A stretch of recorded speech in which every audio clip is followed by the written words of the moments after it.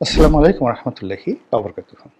সম্মানিত দর্শক, নভেম্বর মাসের ১৩ তারিখকে কেন্দ্র করে আওয়ামী লীগ যে লকডাউন কর্মসূচি দিয়েছিল এটাই শতভাগ সফল, কোনো সন্দেহ নাই। কিন্তু এই সফলতার জন্য আপনি আওয়ামী লীগকে দায়ী করতে পারবেন না বা আওয়ামী লীগকে ধন্যবাদ দিতে পারবেন না। এই সফলতার জন্য আপনাকে ধন্যবাদ দিতে হবে যারা এই দিবসটিকে কেন্দ্র করে যে পরিকল্পনা নিয়েছিল। তারা যদি জ্যোতির্বিজ্ঞানের ভাষা বুঝত, গ্রহ নক্ষত্র জানত এবং ফিলসফি অ্যান্ড হিস্ট্রি তারা পড়তো, তারা ১৩ তারিখের এই প্রোগ্রামটি ১২ তারিখ করতে পারত, অথবা ১৫ তারিখ করতে পারত, ১৪ তারিখ করতে পারত। এখানে সংখ্যাতত্ত্ব, নিউমারোলজি যেটিকে বলা হয়, সংখ্যা তত্ত্ব অনুযায়ী ১৩ তারিখটি শেখ হাসিনার সঙ্গে মিলে যায়। শেখ হাসিনার গ্রহ নক্ষত্র, তার সৌভাগ্য, তার সফলতা, সব কিছুর সঙ্গে একটি সংখ্যা জড়িত রয়েছে। সেই সংখ্যাটি হলো ৪। তো ১৩ তারিখ মানে ৩ যোগ ১, ৪। এই ৪-এর সঙ্গে শেখ হাসিনা এই নামটি ইংরেজিতে লিখে দেখেন, তারপরে যোগ করে দেখেন এটা ৪ কিভাবে মিলে যায়, এবং তার জীবনের সঙ্গে, তার সফলতার সঙ্গে ৪-এর কি সম্পর্ক। আর যাদের এই সংখ্যা তত্ত্বে ৪-এর সঙ্গে যাদের মিল রয়েছে, তাদের চরিত্র, ক্যারেক্টারিস্টিক্স, তাদের সফলতার ইতিহাসের সঙ্গে শেখ হাসিনাকে মিলান। এবং আজকের এই যে বিষয়টা নিয়ে আলোচনা করছি, লকডাউন এবং ১৩ তারিখ, এই ১৩ তারিখ নিয়ে কিভাবে শেখ হাসিনার জন্য এটি সুফলতা বয়ে আনবে, সফলতা বয়ে আনবে, এটা যদি বর্তমান যারা রাষ্ট্র ক্ষমতা চালান তারা যদি এই গ্রহ নক্ষত্র, জ্যোতির্বিজ্ঞান তারা জানতেন, তারা এই ১৩ তারিখটিকে পরিহার করতেন। যেভাবে আওয়ামী লীগের আসলে পরিহার করা উচিত ছিল পুরো আগস্ট মাসটিকে। তাদের জীবনের যত দুর্ভোগ, দুর্দশা কিন্তু এই আগস্ট মাসকে কেন্দ্র করে এসেছে। শেখ হাসিনার উপরে, আওয়ামী লীগের উপরে, তারপরে বঙ্গবন্ধুর উপরে, তার পরিবারের উপরে, মানে পুরো আগস্ট মাসটা জুড়েই তাদের জন্য একটা গজবের মাস। এটা আওয়ামী লীগ যদি সতর্ক হতো তাহলে হয়তো পরিস্থিতি ভিন্ন হতে পারত।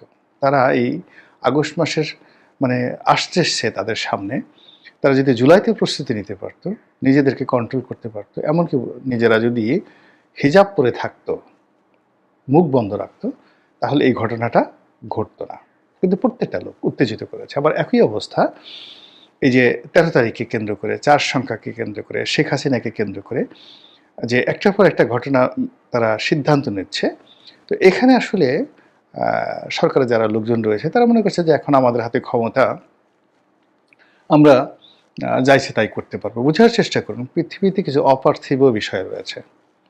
কেন মানুষ মক্কা শরীফে যায়, কেন মানুষ গয়া, কাশী, বৃন্দাবনে যায়, হাজার হাজার বছর ধরে কেন জেরুজালেমের ওই মাটি, কেন সারা পৃথিবীর মানুষকে ওখানে প্রলুব্ধ করেছে, ওটা নিয়ে কেন হাজার হাজার বছর ধরে যুদ্ধ হয়েছে, সব নবীকে কেন মানে জেরুজালেমে যেতেই হবে, সব নবীকে জেরুজালেম যেতে হবে। এটাকে আপনি বুঝতে হবে যে পৃথিবীতে কিছু জায়গা, কিছু স্থান, কিছু বিষয়াদি রয়েছে। আচ্ছা, আমরা এই যে সংখ্যাতত্ত্ব বলি, কিছু নাম্বার, যেমন ৭কে কেন লাকি 7 বলা হয়, বুঝতে হবে যে শব্দমালাগুলো আপনি আল্লাহু যেভাবে আরবিতে লেখা আছে এটার সঙ্গে আপনি মিলান তো আরও অনেক কিছুর সঙ্গে আপনি সেগুলো মিলে যাবে সব ধর্মমতের সঙ্গে। সেটা সেই প্রাচীন মিশরীয়দের যে ধর্ম, পারস্যের ধর্ম, ভারতবর্ষের ধর্ম, সেই ৫,০০০ বছর আগের ধর্ম, তার সঙ্গে আপনি এই যে আল্লাহু, প্রথমে আল্লাহু আলিফ লাম পেশ দিয়ে দেন আপনি, আলিফ লাম হা, এবং তার উপর যদি আবার জের জবর পেশ আপনি দিয়ে দেন, যেটা আরও এই আরবি শব্দের পরে আরও কয়েক শত বছর পরে যুক্ত হয়েছে। কিন্তু এটার সঙ্গে আপনি সেই ভারতবর্ষের ধর্মতত্ত্ব এবং ইতিহাস এটাকে মিলান, আপনি দেখবেন যে কীভাবে মিলে গেছে। তো এই জন্য হলো কি, যারা রাজকর্ম পরিচালনা করতেন তাদের সবারই রাজজ্যোতিষী থাকতো। সেটা পারস্য বলেন, ভারতবর্ষ বলেন, মহাভারতের যুগ বলেন, কিংবা আলেকজান্ডারের জমানা বলেন, বা তারও আগে, বহু আগে সেই রোমিলাসের জমানা বলেন, রোমান সাম্রাজ্যের যে রোমনগরী, যে রোমনগরী যিনি প্রতিষ্ঠা করেছেন সেটা বলেন, কিংবা সেই পলাশীর প্রান্তর বলেন, সব জায়গাতেই এই জ্যোতির্বিজ্ঞান চর্চিত হয়ে আছে। তো সেই জ্যোতির্বিজ্ঞানের যে কিছু লক্ষণ, শুভ লক্ষণ, কুলক্ষণ, ভালো লক্ষণ আছে, এটা বর্তমান জামাতে এগুলো আমেরিকাতে চর্চা হয়, হোয়াইট হাউসে চর্চা হয়, এমনকি এত অত্যাধুনিক যুগে থেকেও ইংল্যান্ড তারা কিন্তু এই জিনিসগুলো চর্চা করে, মিলিয়ে দেয়। যুদ্ধে যাওয়ার আগে দেখাতো ঠিক আছে কিনা সব কিছু। তারা সামরিক কৌশলাদি দেখে, গ্রহ নক্ষত্র দেখে, জোয়ার ভাটা দেখে, আবহাওয়া দেখে, সব কিছু দেখার পরে তারা কর্মক্ষেত্রে দেখে। আমরা এমন একটা জাতি, আমরা ক্ষমতা পেলে আমরা মনে করি যে চন্দ্র, সূর্য, গ্রহ, নক্ষত্র তারা সবাই আমাদের দাস।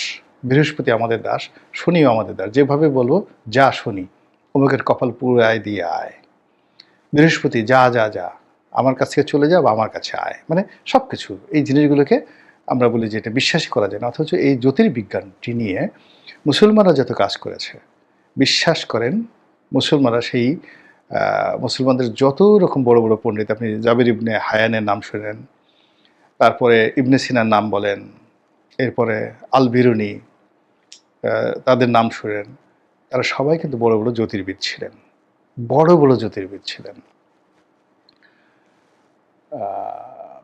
ইউরোপের রেনেসাঁ যুগের যত বড় বড় দার্শনিক দেখেন, বিজ্ঞানী দেখেন, তারা কিন্তু সবাই জ্যোতির্বিদ ছিলেন, সবাই জ্যোতির্বিদ ছিলেন, এবং কোনো গণিতজ্ঞ, কোনো বিজ্ঞানী জ্যোতির্বিজ্ঞানকে অস্বীকার করেনি, বরং জ্যোতির্বিজ্ঞানের দ্বারস্থ হয়েছে। এনিওয়ে, তো শেখ হাসিনার সঙ্গে 13 তারিখ এবং 4 সংখ্যাতত্ত্ব যেভাবে কাজ করেছে, তার ফলে 13ই নভেম্বর 2025 আওয়ামী লীগের জন্য একটা ইতিহাস তৈরি করবে, আর আওয়ামী লীগের যারা প্রতিপক্ষ তাদের জন্য একটা ইতিহাস তৈরি করবে। আর এই ইতিহাস তৈরির ক্ষেত্রে আওয়ামী লীগ যতটা না ভূমিকা রেখেছে, তার চেয়ে বেশি ভূমিকা রেখেছে বিভিন্ন পক্ষ, যাদেরকে আমি এখানে ইংরেজিতে বলার চেষ্টা করেছি গাইস, GUIS, হাই গাইস। আমরা এখানে দেখেন খুব আধুনিক হয়ে গেছি, কিছু হলেই ঘাড় ঘুর বাকি ইংরেজিতে বলে hi guys, how are you, এই ইত্যাদি কথাবার্তা। তো এখন যারা এই আওয়ামী লীগের যে লকডাউন কর্মসূচি, এই কর্মসূচি পালনে যারা নিয়ামক ভূমিকা পালন করেছেন, সেটা ওই যে অত্যাধুনিক অস্ত্র ব্রাশ ফায়ার করতে বলা হয়েছে সেই শব্দ, সেটা সেই আইনশৃঙ্খলা রক্ষাকারী বাহিনীর তৎপরতা, রাজনৈতিক দলগুলোর উত্তেজনা, এরপর দেশের সরকারকে যারা খুব তোষণ করতে চায় এই ধরনের মিডিয়া, আওয়ামী লীগকে যারা ঘৃণা করেন সেই সকল মিডিয়া, এমনকি আওয়ামী লীগের যে সকল পক্ষে যারা লোক রয়েছেন তাদের সবাইকে আপনি গাইজ বলে, অর্থাৎ যারা সম্মিলিতভাবে এই প্রকল্পটিকে বাস্তবায়ন করে 13ই নভেম্বর 2025কে একটা ঐতিহাসিক ডে হিসাবে সিল ছাপ্পর মেলে দিলেন, তাদের সবাইকে ধন্যবাদ। এই কারণে ইতিহাসের পরিক্রমে আমাদের তো এক একটা ধাপ অতিক্রম করতে হবে। প্রথম ধাপটি অতিক্রম না করলে আমরা দ্বিতীয় ধাপে যেতে পারবো না। প্রথম কোর্স অফ অ্যাকশনটি শেষ না হওয়া পর্যন্ত আমরা দ্বিতীয় কোর্স অফ অ্যাকশনে যেতে পারবো না। এখন আমরা যে সকল স্বপ্ন দেখছি, নির্বাচন, গণতন্ত্র, সুশাসন এবং যে সকল বিধি ব্যবস্থা ভেঙে পড়েছে, সেগুলো পুনরুদ্ধারে যে সকল স্বপ্ন দেখেছি, এই স্বপ্নে যে সিঁড়িগুলো আমাদের অতিক্রম করতে হবে, এবং এই অতিক্রম করলে এরকম বহু 13ই নভেম্বর আসবে, বহু সংখ্যাতত্ত্ব আসবে, বহু প্ল্যান আসবে, পরিকল্পনা আসবে, বাধা আসবে, বিঘ্ন আসবে, এবং যে সকল গাইস তারা এরকম সফল করলেন এবং আগামী দিনে সফল করলেন, তাদেরকে ধন্যবাদ। বিশেষ করে দেশের বৃহত্তম দুটো ছাত্র সংগঠন, ছাত্রদল এবং ছাত্র শিবির, নিজেদের ভেদাভেদ ভুলে গিয়ে যেভাবে এই লকডাউনকে প্রতিহত করার জন্য আওয়ামী লীগ, ছাত্রলীগ, যুবলীগদেরকে ঝেঁটিয়ে বিদায় করার জন্য যে শক্তিমত্তা দেখিয়েছেন, যে উত্তেজনা দেখিয়েছেন, যে কর্মনৈপুণ্য দেখিয়েছেন, যে সাহস দেখিয়েছেন, যে শক্তি দেখিয়েছেন, তার জন্য অবশ্যই আপনারা ধন্যবাদ পাবেন।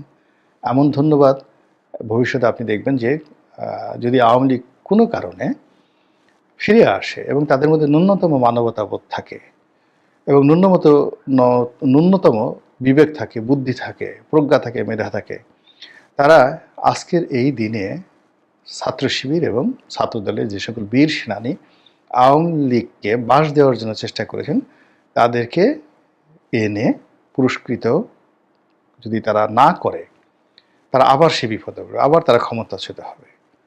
এবং আজকের এই দিনে যে সমস্ত লোকজন তাদের পথে বাধা তৈরি করেছে, বিঘ্ন তৈরি করেছে, জনগণকে ভয় দেখিয়েছে, আওয়ামী লীগের লোকের মধ্যে অপমান তৈরি করেছে, আওয়ামী লীগের লোকদেরকে বিক্ষুব্ধ করেছে, আওয়ামী লীগের লোকের চোখ দিয়ে অশ্রু ঝরিয়েছে, আজকের এই দিনটিতে লিখে রাখেন যে এই কাজের জন্য আগামীতে আওয়ামী লীগ তাদের সবাইকে যদি ধন্যবাদ না দেয়, পুরস্কৃত না করে, তাহলে আওয়ামী লীগকে আবার পতনের মুখ দেখতে হবে।